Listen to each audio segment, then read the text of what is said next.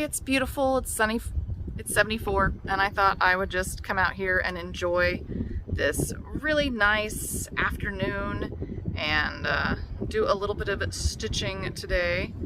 So yeah, I'm out here working a little bit of my Babila, thinking about everything kind of going on in the world, and anyway, and how powerless I sometimes feel about that. Trying to think of ways that I can kind of gain back some of my confidence and my belief in society and people. And so I'm just out here contemplating and stitching and listening to the ducks. I don't know if you could hear that. Listening to the ducks, listening to the chickens, enjoying the sunshine, and doing my stitching. Doing my stitching, trying out a couple of different ways that I could possibly, do these petals. So, anyway, just thought that I would put up a little video about some things that I'm planning and what I'm working on, and hopefully it all comes to fruition. You know, if I manage to get my patterns made in a timely manner, do you want kits? Or would you rather just have the patterns? I mean, I can put just the patterns up. That's easy enough. But if you want kits, we can make kits. This is going to be more of a like lapel size. It's a pretty large sunflower. I mean, I can show you in my palm. So it's a pretty large sunflower. If you made it in smaller thread, of course you could make it smaller. I happen to use the Perlavka because it has a great color range. It's not necessarily like the best for Mediterranean knotted lace. It's a little bit soft.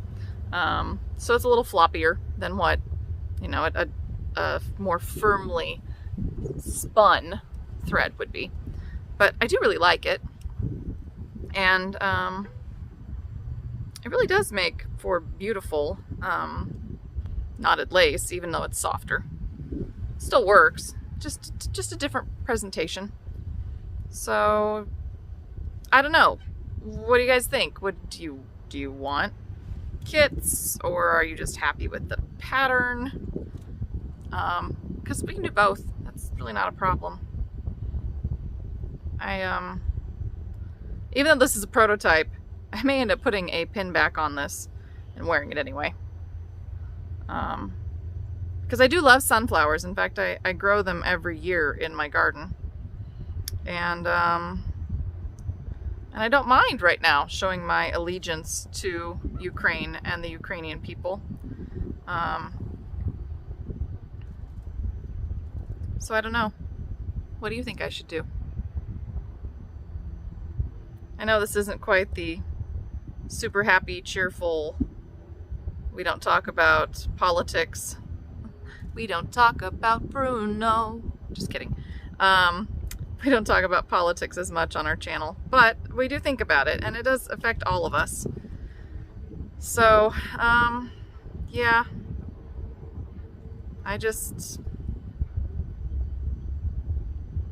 I've had a good cry a few times in the last couple of days, hearing about some of the sacrifices that the Ukrainian people have been making. And had a good laugh a few times at some of the things the Ukrainian people have been doing to try to prevent the invasion of their country. And I've tried not to feel completely hopeless, helpless.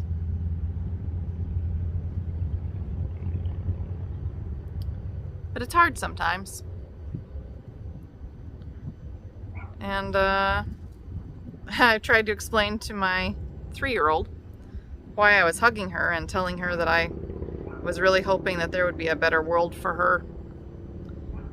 There would be a better world for all people, and that we could learn to let go of this hatred that seems to permeate so many people's lives. I keep telling her that I want her to have a better life,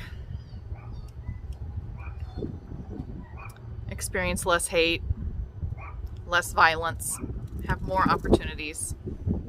And I struggle because right now I don't feel like that's what will happen for her. And it makes me very sad. You know, I think every parent wants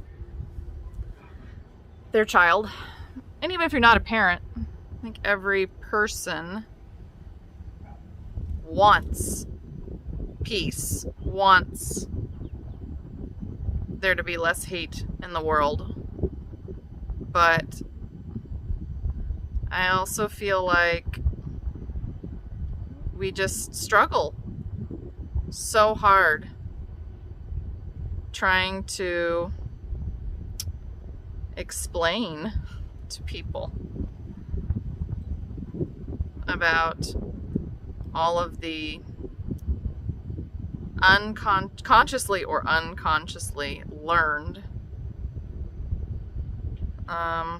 behaviors, mannerisms, and actions, I guess, that, again, whether we consciously or unconsciously realize it, affect our everyday lives. And, you know, I have a lot of privilege. I mean, my husband's Indian, and my dad didn't want me to marry him. But, you know, I've had a lot of privileges in my life, even coming from rural Indiana, from a farm. I had a lot of opportunities. I lived in a little college town. We had amazing teachers, very open-minded teachers who taught us to think and question. And I don't think that there's ever a reason to not question, whether it's long-held beliefs or something that you've just learned. Questions are a good thing. So I don't get upset when my child asks me why over and over again. I ask her a question back. Why do you think it's that way? Questions aren't a bad thing. Why do so many people feel so much hatred? Why do people think that they can just take another country? What is it that causes people to do that?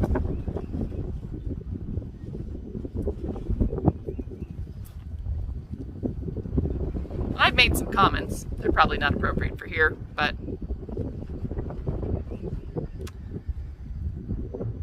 I have my theories. Sort of like on why men drive big trucks, fast little sports cars. It's compensation.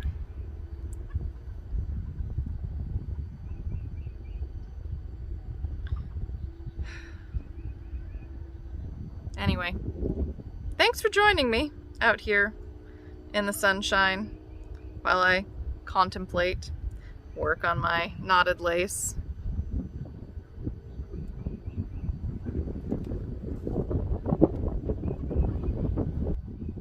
So, as I sit here working on my knotted lace, you know, vaguely worrying about the world and my role in it and what's going to happen, because the future, of course, is never set in stone. Every action has power. I have to remember that. Every action has power. That my actions have power. That my decisions have power. Even small decisions like stitching a sunflower. This has power. and I can use my power. I can use my power for good. So here's my call to action for anyone who watches my video. Do something to help somebody else today. It doesn't have to be Ukraine or the Ukrainian people, although more power to you if you help with that. There are a lot of people out there that need help. A lot of people. Because until we as a society learn to be better and do better and embrace love, not war. I know it's so weird to say that.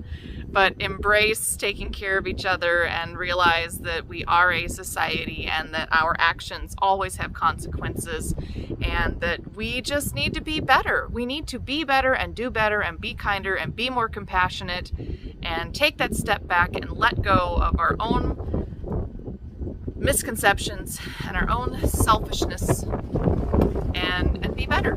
We need to breathe and be better.